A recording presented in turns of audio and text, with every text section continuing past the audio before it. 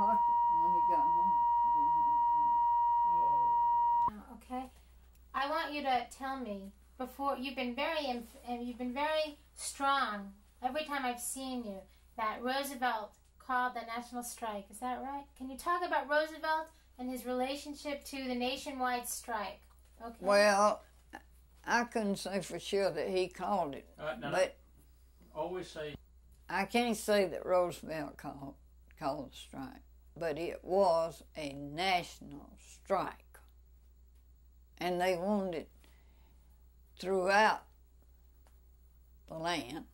It's supposed to be national, and I got some papers out there, and I'm pretty sure it tells the whole story. But when I told it out at the house that night, Roger and Brenda both said no. Well, Leona wasn't even married. Of course, I know Roger's got a good education. Brenda Palmer's a little bitty boy. But it was a national strike. It's supposed to be everywhere. Did you hear about what was going on in other places? Were you in contact? Tell me what you knew about what was going on and how you felt about it. I didn't know about other places. I just tried to go to the ones around us. Papa kept up with other places and politics, okay. But Etta Mae, okay, as clearly as you can and as compact as you can, describe to me why, after the strike, Homer went to LaGrange and what he was doing. Okay, that's exactly what I need to understand, and why he was doing it. Okay. Well, all I know, they're having trouble down there. Okay, after the strike. After the strike,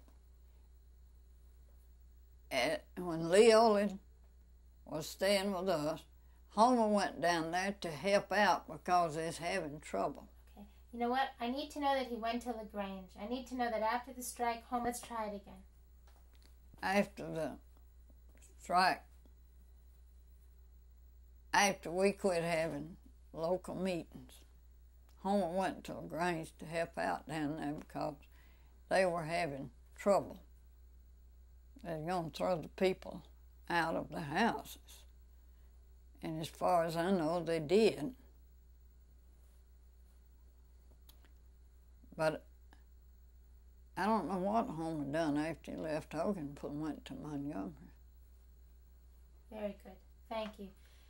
And now, were those people they were throwing out of the houses Union people? Is that why? That's why they're throwing them out. Okay. Why don't you tell me that, okay? Callaway owned the mills. And if I'm not badly mistaken, I read where he put a Union snout. You know, there's one of the Callaways run for vice president. Okay, I want you to tell that story one more time and say Callaway's on the mill and they were throwing the Union people out of the houses, so Homer left Hogansville and went over there to try and help these people who were being evicted. Can you try that? Try it. Callaway owned the mills, and Homer Welch went down there to help because the people were having trouble about joining the union. Some of them joined, some of them didn't.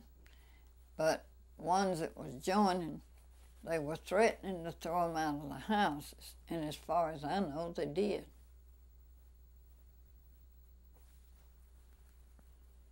Good. Great. Okay. Okay. Homer said there's one place where they was going to a funeral. They'd give them time to go to that funeral and get back. Okay. I don't know for sure, Judy, why they're throwing them out of the houses. As far as I know, it's because they joined the union. But they didn't do that in Hogansville. Mm-mm. Now, could we talk a little bit? I want to talk a little bit.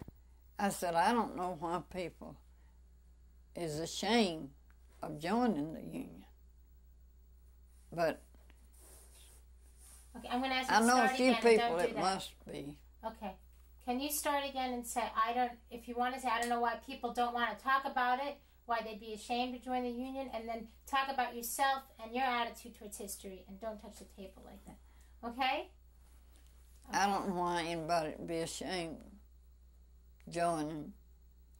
I don't know why they'd be ashamed of what went on while they were members of the union, because we joined it to better things instead of... That's what it was all about, was to make things better.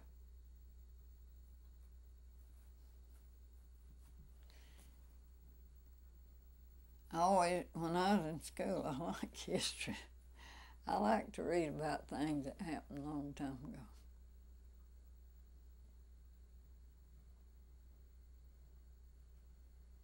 Do you think it's important for young people to know what happened here? I don't know why it would hurt them. Okay. Can you talk about that here in Hogansville? Talk about Hogansville. Well, everybody in Hogansville, if they're not dead and they still live here, know about us going to Atlanta. They know why. Miss Trussell never did get through teasing Papa about voting for Eugene Dallas. She tried her best to tell him. And that's the neighbor that still lives there. I said the Bakers lived there, but Miss Trussell had moved there. And she told Papa when he went to Union to listen to him, she said, "You can't believe a word that man says." And then she never did get through teasing him about voting for him. Papa voted for Hoover, too. But as far as I know, that's the only time. Okay, now the last thing we want to talk about is the old acquaintance reunion. Yeah. Okay. Tell us. And mention the old acquaintance. Years before it was organized. Okay, you got to mention not old yet, acquaintance reunion. 4 years before the old acquaintance reunion was organized, Mr. Bill Dameron got shot in the stomach. It killed him. I was with some friends over at Mr. Dameron's house when the sheriff come. They wanted us to go out of the room so they could talk to his wife and family. And when we went out, there was 8 of us on the back porch. 8 people that had lived at East Union. And I just looked around and I said, well, goodness knows, look like East Union down here tonight. J.P. Harris said, yeah, and that's the only time we get together, when somebody dies. I said, well, why don't we have a East Union reunion sometime? He said, okay. Who's going to start it? I said, you start it. Just tease. That was 4 years before. But Harry Barton told me the year his daddy died, he said, I've heard you mention that over and over. You're going to have a old East Union reunion. Why don't you do it and quit talking about it? I said, well, I can't do it by myself. But my brother lived in Union. And I'd go down to Miss Malcom's and use her telephone. Arthur didn't have a telephone. I'd go down to Miss Malcom's and call. If I didn't talk too long, I'd get to call 4 people.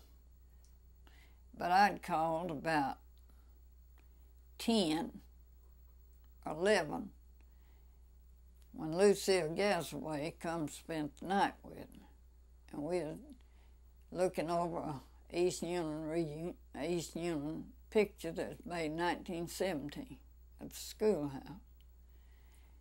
And she said, Etta Mae, why don't we have that reunion? I said, I'm trying to make up one now. But I called Rosalie Cranston, asked her how would she like to be invited to an East Union reunion. She said, it may. You know, I married when I was 16 years old.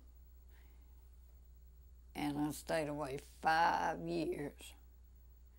I doubt whether I know a third of them's names or not, let alone know them. I said, okay, I've got a theme paper full of names that lived at East Union when you did, and I know where. I've got a theme paper full that I know where they are. I said, you want me to call them off on the telephone? She said, yeah, and so I called them off. She remembered. But when I'd call one person, I'd have them to call their family. And then I told her, I said, there's more of them here in Hoganville than anywhere else. I called off a page full that lived here in Hoganville, and she knowed them. So Rosalie and Lucille Gasway and Harry Barton helped to make up that old acquaintance reunion after I'd done called a few people. And I didn't do it by myself. And then, I don't know, about the fourth reunion, Leona had to go to writing it up because I lost sight of my eyes. Now, how many reunions have you had? Can you tell me? 26. Okay, start with... But I've got 21 in that book. Okay. Clearly say, we wanted to have these reunions. This is what we do. It's a beautiful story, and we're going to be able to use lots of parts. I'll just say, about 4 friends in Hoganville called around making up an East Union reunion from looking at a school picture. And I finally named it Old Acquaintance Reunion. They didn't like the name of it, but it stuck. We've had 24. We had 21 here in Hoganville, and we've had 6 at Sharpsburg. And they keep getting some new ones. Do all those folks know that you were interned at Fort McPherson and that you believe in the Union and all of that? Can you talk about that?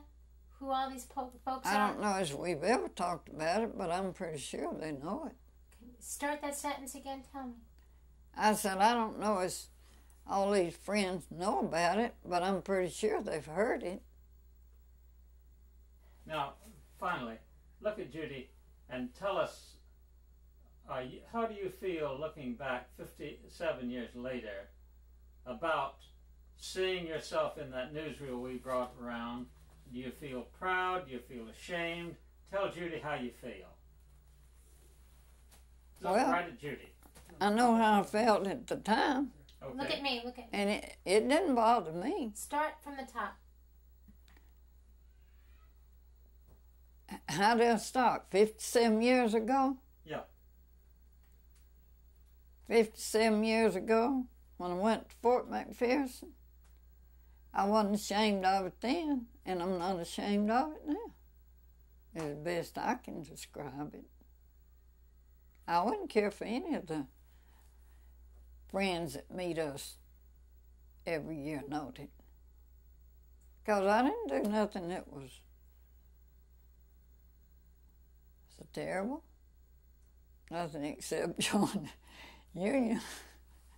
Some of them be afraid to mention Union until yet, I guess. But I wouldn't be.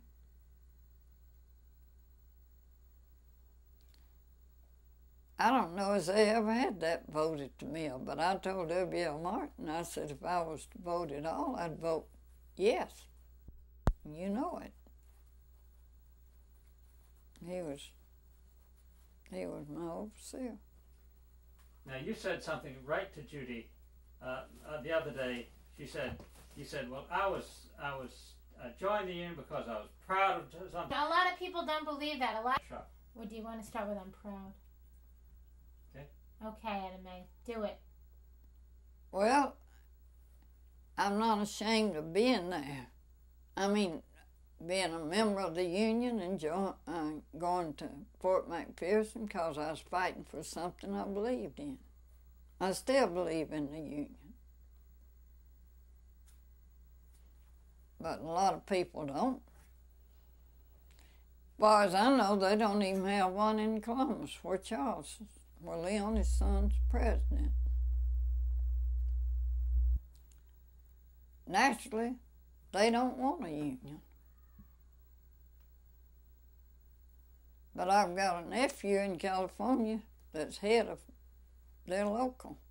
He goes to Florida every year on business.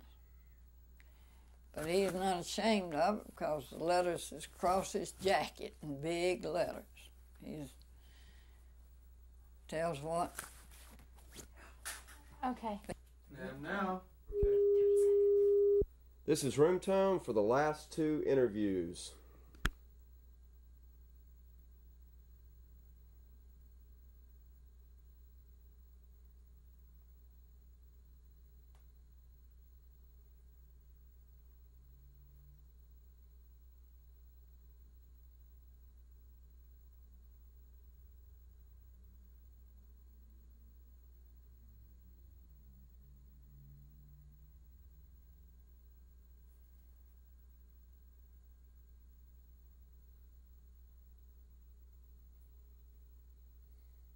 Okay. Can I get a selected sound here? Could you keep rolling? This kept happening. Judy, we're having a Hang on. Just keep relative What's reunion wrong? now. No, Where Mom, we would just get where Mom that and every Pop once in a while. did.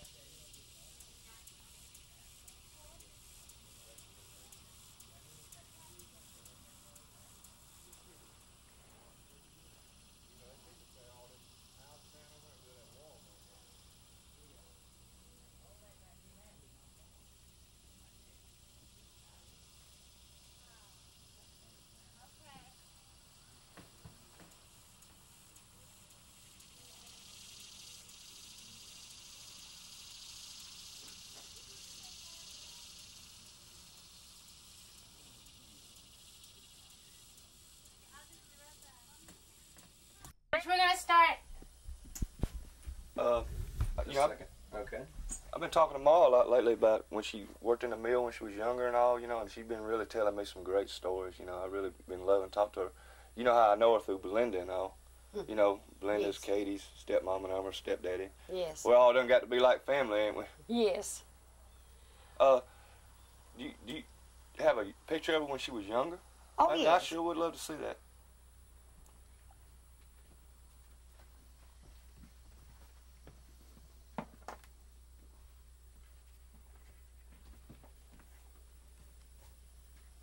She was a beautiful little girl.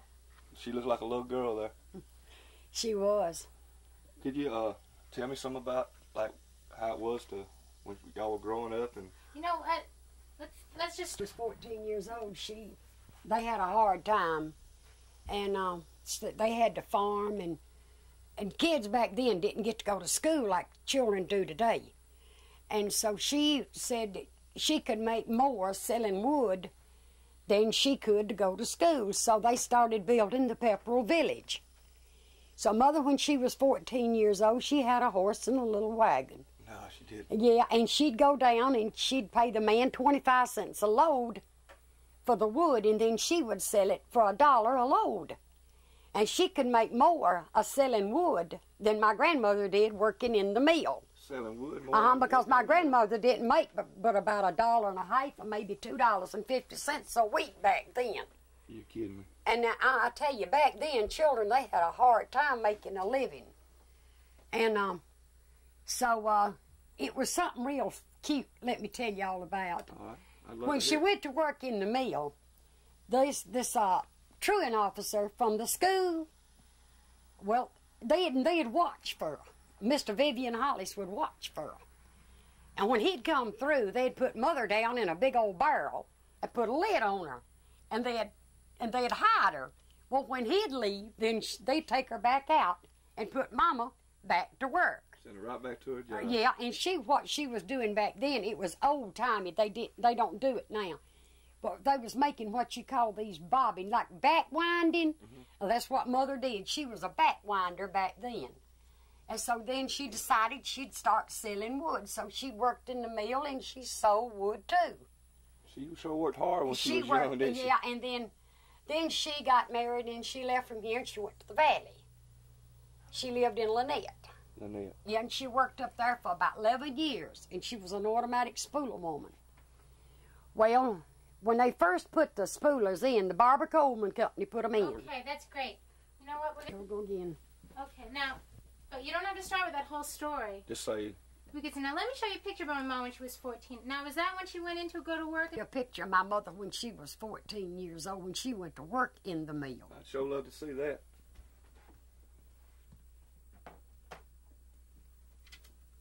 Now, this is my mom. This is, when she about when she was 14? yes, when she went to work in the mill. Seems like she was still a little girl, don't it? It sure does. And doing a job of an adult. That's right. She had a family. She sure was pretty. And still is. Well, thank you. She's a wonderful woman. She sure is. I love her to death. She's been like a second grandmother to me. Oh, bless you. It's kind of when you think all your family's gone and all of a sudden you got family that you didn't even know you had. That's right. It's really great. She's a very, very wonderful lady. And if there's any way in the world my mother can help you, she will She help will. you. She sure will. She sure will. You know, when me and my wife first got married, Mm-hmm. she told us that we just went to the courthouse and got married. She Yeah. told us if we didn't come to her house the first time we got out of that courthouse, that she was going to skin me. She was going to skin me the other day, but she was really serious then. So that was the first place we went when we got married. That We could sounds see just Mom. like Mom. It sounds just like her. She's 81 years old. Yeah, I know it. And she is so spry and so alert. And I tell you just can't say enough about her. That's 'Cause true. She's a wonderful she's woman. so sweet. And Okay, great. Rolling. Okay. Rolling. Time? Mr. Short, it's a real interesting picture. You think you could tell me a little bit about it? Yeah, about the strike? Just striking the picture and what they're doing there. Yeah, them people was deputized. You know, that's my daddy there on the left-hand side. And they deputized them to keep the union out. When it come down the road, they deputized them to keep them from going down to the mill. So they made them stay in the road. They come in cars. They was maybe 100 or 2 of them. I didn't count them, you know. And they stayed in the cars, and then they had people here to go out and talk to them. But they would not let them down into the village. Was there groups like this that just Come to the road, every yeah. road? Yeah, groups like that at every road. They're different groups. Well, it wasn't but one road then. See, now they got more road, but then there wasn't but one road coming from Opelika. That's the way they come from. Yes. Opelika down to there. Because there wasn't no roads coming in from nowhere else.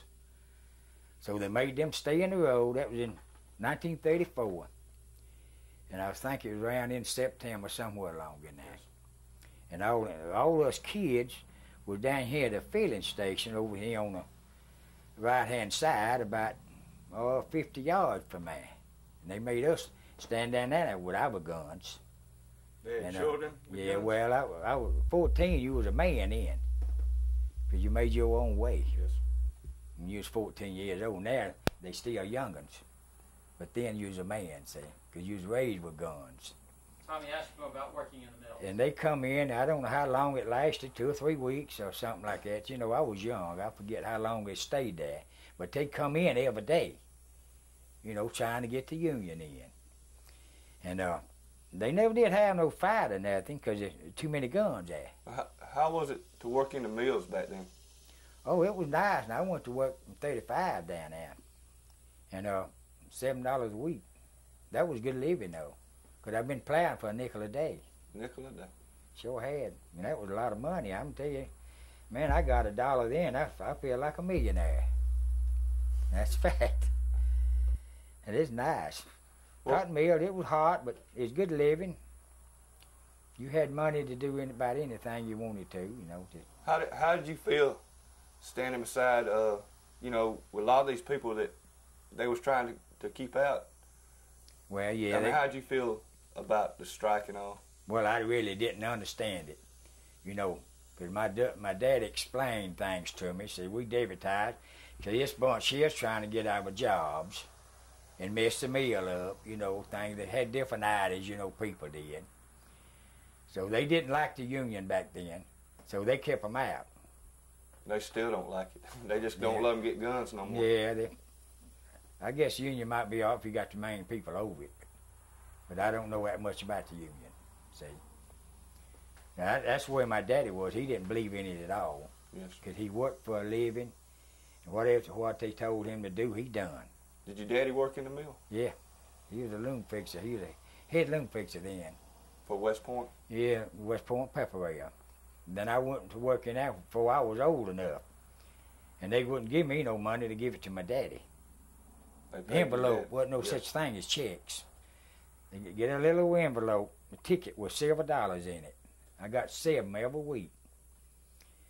Then I got married in '38. I was making $9 a week. I was making good money. Back then, you know, money, a nickel was a nickel. Mm-hmm.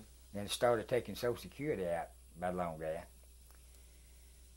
But I made it, and I'm still here. I'm almost 71 years old. I'm still going. What was your first job in the mill? They're blowing off looms. Take an air hose and blow off the looms. All right, they made me do everything. I haul quills, I strip quills, I haul filling, I fill the batteries. You fill batteries? Yeah, I fill batteries. See, back then you done everything. And that's the way I learned. Then I started overhauling and learned to be a loom fixer. Yeah. Was it hard for you to move up in the mill? Sir? Was it hard for you to move up in the mill? No, not really. Just because I was a hard worker. Back then, if you're a hard worker, you can move up. Mm-hmm. You've got to want to work. You know, on any job that you do, you got to have pride in it. Yes. I had pride in anything I done. If it wasn't sweeping floor, I had pride in sweeping. And I built on up. And I made a good living. And I worked in it 35 years. And had a good living. Now, Tommy, I understand that later on he was a shop steward. Could you ask him? Yeah, I was shop steward at the old mill. At the Opelika manufacturer? Yeah, that was on up where I had this, you know, little strap. Can you tell me a little bit how things were that finally made the people at Opelika manufacturing decide See, I that was they talking wanted a about union? Pepperell a while ago. Now, this is a different mill.